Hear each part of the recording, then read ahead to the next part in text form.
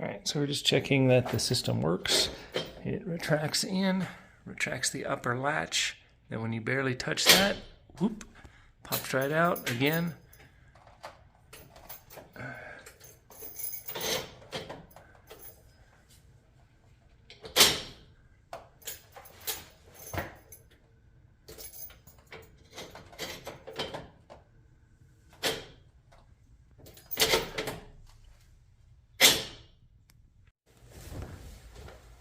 Alrighty, so we've installed the SecuriTech multi-point locking system. It utilizes a lever that collapses these vertical rods. This is a weird install because it's an in-swing door. Normally it'd kind of be an out-swing door. Also, they do offer this so that it has the internal components inside the door, but this is a conversion kit. So we have the main mortise body here. We've got the upper portion here, and everything pivots off of the top trigger device right here. So if I pull this door open and I touch this, the bolts fly out, up, out, and down. I then retract the lever, and the piece up here is a friction piece that holds everything in. So everything is controlled by this top piece. Now we take it, go ahead and shut the door. We still have, the contractor still has to do some framework on the door. They've got to push that frame over just a little bit. But now we're locked into here. We're locked into here. This has through bolts that go all the way through the frame. And then we've got a hinge pin that locks down into the bottom, into the floor as well. So 3 points of contact basically turn this thing into a gigantic vault door. Cannot pull that open, okay? Push down. Everything works just fine. And again, I'll show you that trigger point, just like so. Slides out here, here, and down into the bottom until you turn the handle and it retracts everything in. So that is the SecuriTech 3-point locking system. Really cool, very high security, very nice for high security applications. Now we'll go over the step-by-step instructions on installation for this particular application. Make sure you check your instructions for your particular application and that you have all the parts necessary to do so.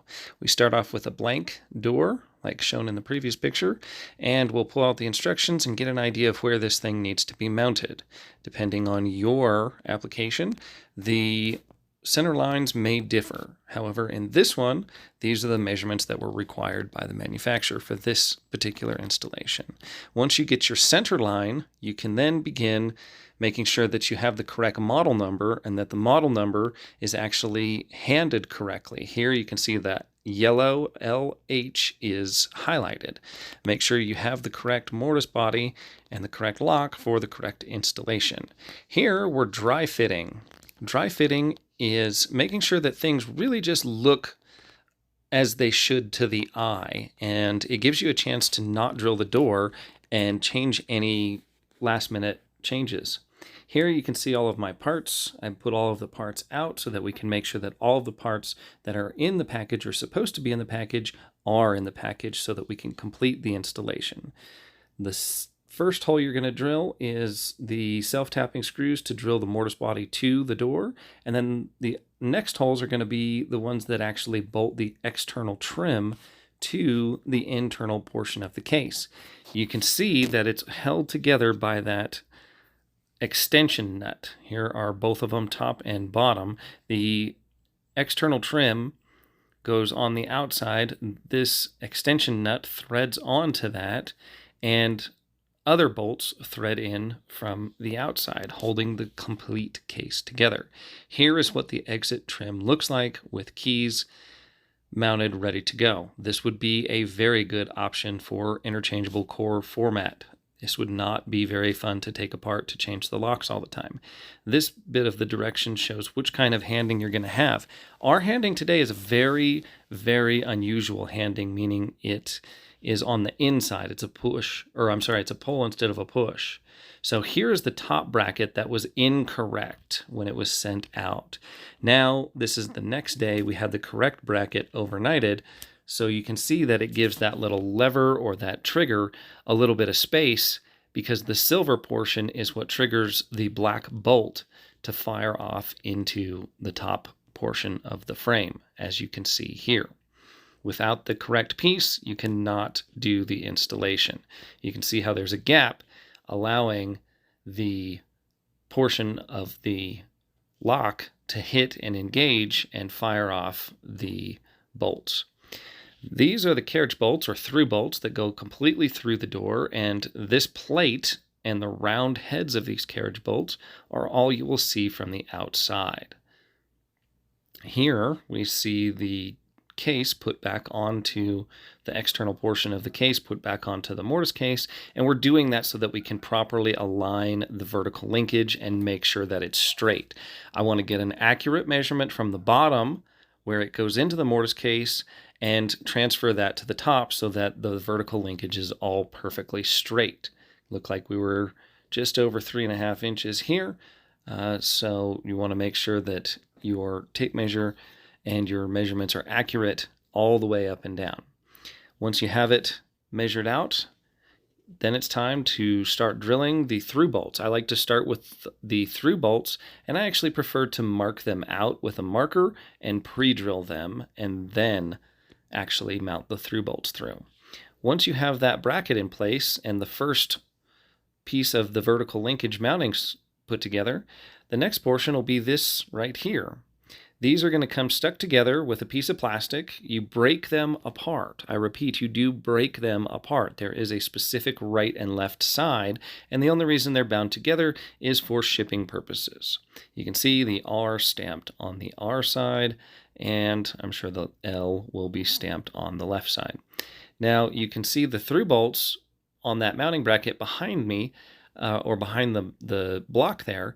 The screws do not hold the black pieces in place. They hold the metal pieces in place. These just literally float on here until you put the cover plate on. I found a very small dab of super glue will help hold this in place, but not hold it there permanently. So it will keep everything from moving around while you're assembling everything. And if you need to, it could be easily broken so that you could move or service anything. So just a little tip that I found to be useful. This particular spacer plate is very important. This goes in a very specific location. Because we have the external cover plate that slides over, it's just a friction fit. It has to have a gap to slide into. So you can see I've got a thick shim, a thin shim, and the spacing shim, which is also a thin shim. I then set all of these into place, and I begin to mark the holes out with my Sharpie like so. Next, we take our drill, and I'll pre-drill the through bolts down at the bottom, and with a smaller drill bit, I will pre-drill the self-tapping screws up above. I chose to mount this in this location so that it would cover up the joining portion of where those two pieces of metal come together. Here's what it looks like from the outside with the carriage bolts in place. Again, nothing but a flat plate and a metal head, rounded head, so you cannot undo the screws. Here's what the through bolts look like coming all the way through to the inside, and we'll put the supportive strap on over that. Here you can see the lock washers and the nuts fully seated, and the self-tapping screw fully seated as well. You can begin to see the gap and how this cover plate slides over and covers up the screw holes, making a nice looking finish while not seeing any nuts, bolts, or set screws or holding hardware. It slides right into this little gap, and that is why it is so important to make sure that you put that particular spacer plate in the particular direction that it needs to be. Here's what it looks like when it's fully put together and assembled. Here is the bottom support, also fully put together and assembled. Looks very nice and clean, stainless steel. You can see a little bit of black behind it, but it does look good after it's covered up. Now we're going to begin mounting the top bracket or the top catch for the top bolt. This is going to be an external mount, so we're simply going to bolt this U-channeled piece of steel to the top. I'm a really big proponent and fan of making sure that you mark your holes out. It's just easier for me to pre-drill everything and then put things together as opposed to trying to drill through the plate where things could get scratched. You could drop something and there's more chance of something slipping. If you need some kind of a spacer plate, you need to do a very good alignment and make sure that the bolt is free floating in that void securely. And if you need to space that plate out just a little bit, they had those spacers seen in the previous photo. You can see a little bit of the edge of them there. Here, we've got the bottom, or I'm sorry, this is the top vertical linkage, and we're now going to attach it to the mortise body. You can see the vertical linkage that comes out of the mortise body and how it engages with that ladder style system on the top. That is selectable, and you need to make sure you check your measurements and clearances before setting that particular measurement. You can see there's 2 tabs on here. There's 2 points or 2 locations that go into that ladder bar. This is the clip that actually holds this in place. We'll show how that goes on. You can see how it goes through both tabs, just like so, and it locks and holds everything into place. Should there be any need for expansion or contraction later due to wear and tear, it is adjustable. Here we have the bottom one added as well, and now this mortise body unit is fully connected and linked with the vertical linkage, making everything work and function together. Now, again, everything is external, so this big bolt from the mortise body has to catch onto something. We have to mount this catch onto the frame in order to catch it and make it secure. Here, I'm marking the holes out with my drill bit. Obviously, my Sharpie will not fit through there, but you want to make sure that you have plenty of clearance on either side and that that bolt floats freely in there and has some room to move around and mostly sag. Doors are always going to sag, so if you can account for sagging, that helps. The measuring tape is going to give me a location of where I can drill from the outside in if you do not have extra long drill bits. I wanted to throw that little tip in there, and I finally decided that I would just go get some longer drill bits out of the truck. Here we have an 18-inch drill bit that goes completely through the entire frame from one side to the other. Here's what the carriage bolts look like. These bolt all the way through the entire frame and that locking block on the inside to really make this thing a rock-solid unit. That is not coming off of there. Here, you can see the unit is almost completed. All we're missing is the external plate on the outside, the cover plate. We've got all the spacers and everything in place, ready to go. And this is what it looks like with the cover plate put on and the internal trim finally put on. There is a square spindle with a spring that goes into the handle and that drives the mortise body. Here's what the door looks like, completely sealed and put together. Notice the wire mesh shit all the way around the drywall. This is a high security room. Now you can see how the bottom pin drives into the floor.